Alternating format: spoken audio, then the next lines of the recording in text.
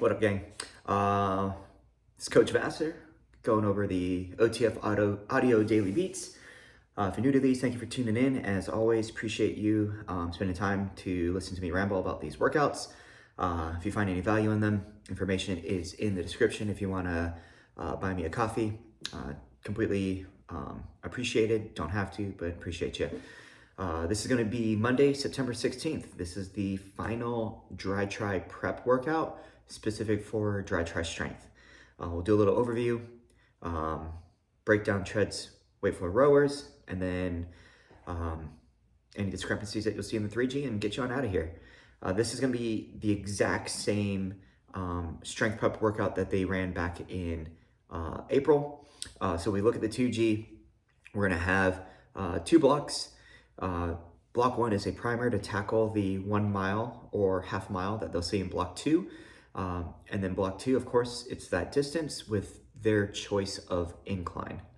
On the rower, like the DriTri strength, every time you see the rower, it's a 300-meter push row.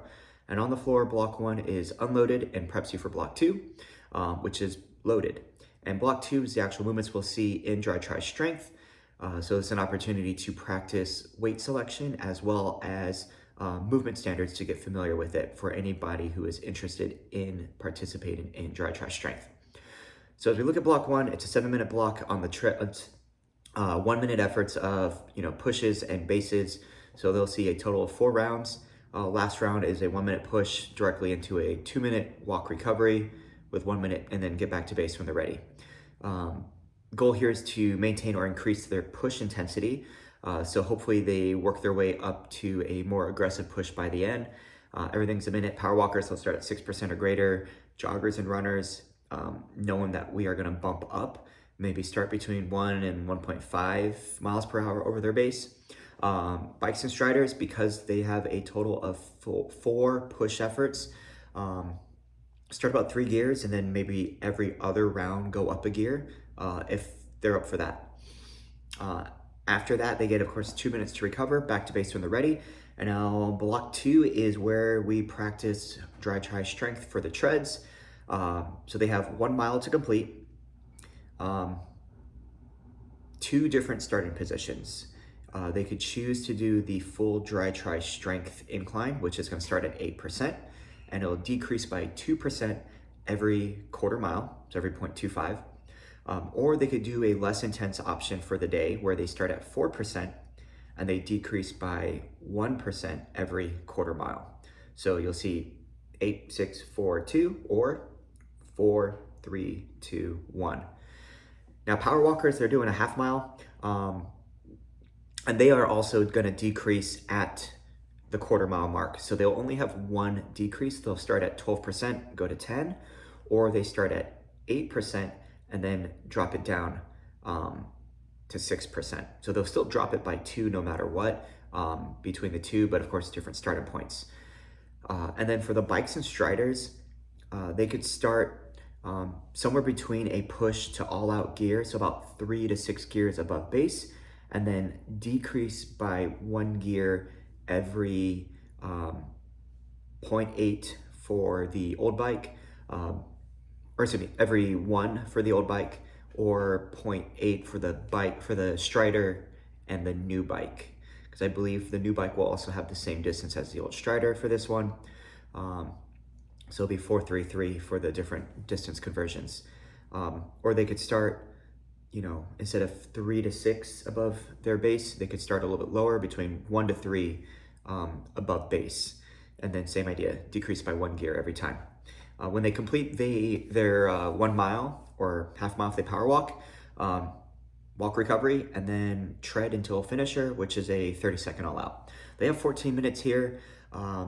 With the incline, keep in mind, if they start at an 8% incline, that's 7% higher than their flat road, which is the equivalent of like about 1.4 to 1.8 above their base. So that's a pretty aggressive push effort.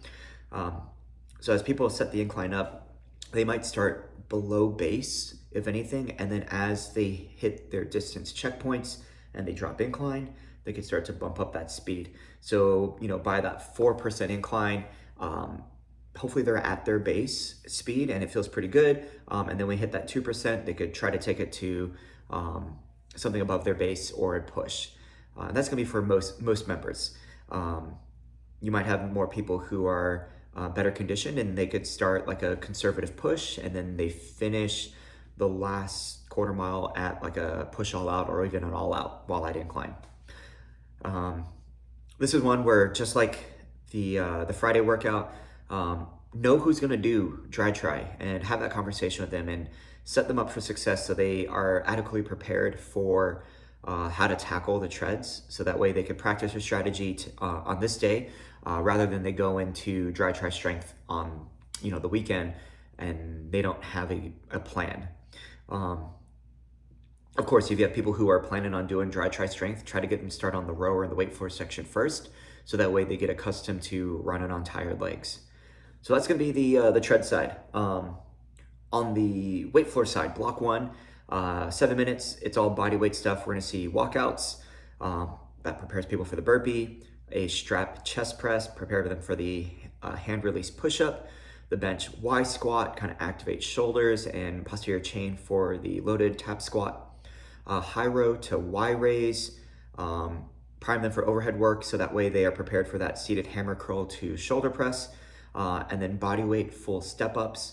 And of course, that's going to prepare them for the front loaded alternating reverse lunge. For 7 minutes with these 5 movements, you should probably get 2 or 3 rounds in. They do have a rep range of anywhere from 6 to 10 reps. So this is one where you can customize it for challenges where, the walkout could be a walkout to a push-up. The strap chest press, you could have people do dumbbell chest press instead. For the Y squat, you could have them do goblet squats. High row to Y raise, if they wanted to, do lightweight and practice the overhead work, they could. And then for the full step up, they could do dumbbell step ups. So that way the people who want a little bit more strength work and they're not too concerned about the DriTri, they could get some more weights in. They have a 2-minute floor setup, so that way you have adequate time to give them a rundown of the next block, which is also 14 minutes. The goal here is to explore different weights each round. In DriTri, of course, they are gonna pick one weight that they use for all the movements.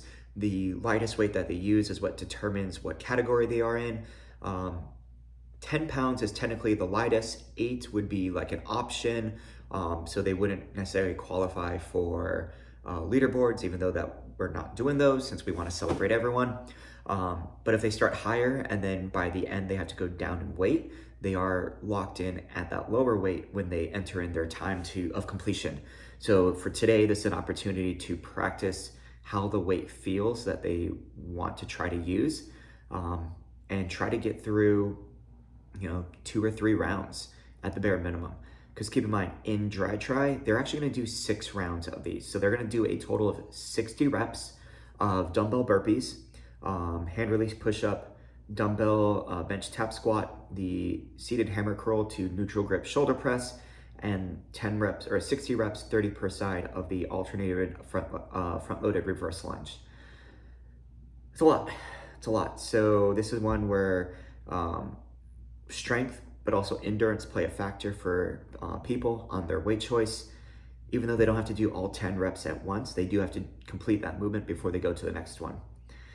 When they finish one round, they'll head over to the rower, do a 300-meter push row, and they come back to the floor, maybe swap out the weight, see how a different weight feels. If people are not concerned about doing strength, DriTri, of course, they could do different weights for each movement if they wanted to. When it comes to as far as setup goes, they do, of course, recommend full setup for everything on the floor. I mean, you have 2 minutes. As far as options go, majority of these, they could go with lighter weight or body weight variations that we did in block 1. So like dumbbell burpees, you could do a regular burpee with, or prefer, with the hands on the bench. Hand release push-up, you could do that from the knees. Bench tap squat, of course, body weight. And then the seated hammer curl, you could do a bicep curl to uppercut to reduce that range of motion. And then the front-loaded reverse lunge, you could do regular reverse lunges with weight at the side, or front squats, or even step-ups. A lot of different options for that. If you have people doing DriTri strength, set expectations of correct movement standards. So for example, like with the dumbbell burpee, we want to make sure that, they start with an open extended hip position, shoulders, hips, knees, ankles stacked straight. They go out to that high plank position and they pop back up, open up the hips at the top. With hand release push-ups, they got to pick their hands up. I tell people jazz hands, remind themselves, hands up, jazz hands, and then press, locking out the elbows at the top. The tap squat, of course, with dumbbells, butt's got to sit onto that bench, come all the way back up. Now, the seated hammer curl to shoulder press, something that they talked about in the corporate Daily Beat video, is dumbbells just have to get over the head. So they curl the weight to the shoulder. As long as they get the weight over the head to about here, that counts. It is what it is. Hopefully people have the capacity to actually fully lock out. So if they can, make them do that. And then for the front-loaded reverse lunge, how they keep the weights up is really dependent on the member. They could do this position, they could rest it on the shoulders. The main thing is dumbbell has to be above the collarbone at all times. But once again, how you guys run your DriTri that's up to you in a conversation with your head coach, your management, the other coaches, the members, so that way you could set everyone up for success. When it comes to the rower, 300-meter push row, it's all about sustainability here. So, moderate leg drive, 6, 7 out of 10, nothing too crazy. Keep that stroke rate under control, probably about 28 or less. Most people are going to do this in about a minute. On DriTri strength, they start with that row and they carry that to the weight floor. So it's definitely not an all-out effort row because we want them to transition quickly between the rower and the weight floor. As far as the finisher goes for block 2, it's just increased intensity for the final 30. So wherever they at, just keep going. That's the 2G. When we look at the 3G, we are going to see basically everything on the treads and the weight floor from block 2. So on the treads, they don't have a primer block. They just jump right into their 1 mile at 8 or 4%, half mile at 12 or 8%, and then their 4, 3, or 3 on their bikes or striders, and then either 3 to 6 gears above base or 1 to 3 gears above base. Just like before, they'll drop down. Now for the rowers, they're going to start with a 900-meter row buy-in, and then after that long row, they have 3 different parts. These are going to mimic the work that we'll see on the floor. So part 1, they have 3 rounds of 2 med ball exercises and then a 300-meter push row. Just like in DriTri strength, they have 3 rounds on the floor and the row. Part 2 is 2 rounds and the row, and then part 3 is just 1 round and then the row. Once they finish part 3, they complete that 300-meter push row. They'll just tap new interval if they have time left, and they'll row until the finisher. With that alternating reverse lunge, med balls at the chest, and then they go into 10 reps there, alternate legs, and then the front jack. So as they hop the feet out, med ball goes out and comes back in, toe tap as options there. And then on the floor for their 14-minute block, this is block 2, they have the same 5 movements, all, choose their weight that they want to use for the burpee, tap squat, curl to press, and the reverse lunge. And of course, with the 3G, there's no rowing. So after the lunge, they go right back to the burpee. And then for their finisher, they will choose 1 exercise that they'll do for the final 30. So hopefully they choose burpees because it's good for them, right? Something like that. Anyways, that's DriTri strength prep. Not repeated in the month, obviously. So Monday, September 16th, you'll just see it the one time. Find out who's doing DriTri strength and get them set up for it. Other thing is for the 3G, it is a whole class setup. So that does save you some transition time because you only have 2.5 minutes. And that way you also don't have to explain the weight floor multiple times and give the rundown for everyone. So just be aware of that, do the normal 6-minute warm up, and then from 6 minutes to 9 minutes, you got 3 minutes to do a whole class setup, and then get the ball rolling at the 9-minute mark and get them to tackle that 1 mile. That's all I got for you guys. As always, feedback, let me know. Thank you for joining me in my garage. Appreciate the heck out of y'all, and coach it all down.